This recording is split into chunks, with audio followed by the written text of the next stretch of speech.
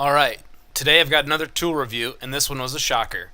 Today I'm going to review the DEWALT DCV580 18 or 20 volt max cordless wet dry vacuum.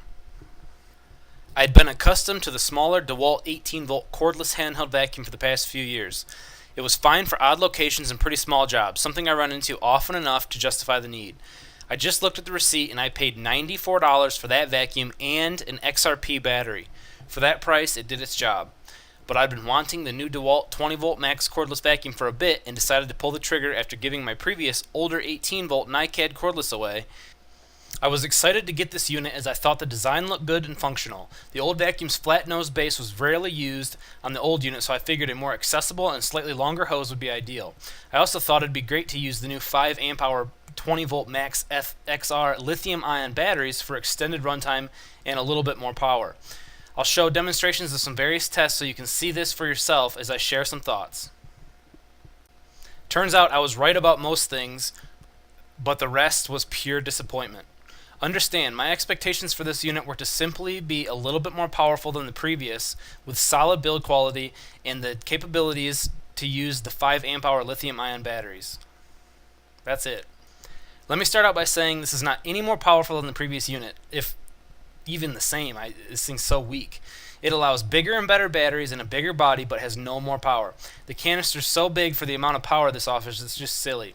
It'd take quite a while to fill with this low amount of power, or endless amount of small jobs that this thing could actually tackle. Unless your needs are quite specific, like spots of sawdust or one-off drywall cuts, you won't be picking up much more. And honestly, with this canister, it'd take forever to fill it up with that material, which means it's unnecessarily big for the lacking power. I wouldn't even vacuum out the car or truck with this thing. Any sand or dirt in the carpet material would become a huge pain in the ass. Essentially, it's inefficient with time and money. The hallmarks of success right there.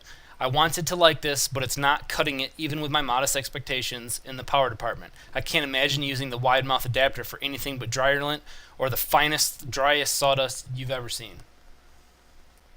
Regarding the build quality, the top motor housing is sturdy using the typical DEWALT yellow housing plastic, but the canister is a bit flimsy. I feel as though it wouldn't take much abuse sliding or being gently tossed in the back of the truck or slid around on the job site floor or anything like that. It's too thin and flimsy for the size of this unit and the price. The canister plastic is far more likely to get dinged, cut, and scratched than the yellow body plastic.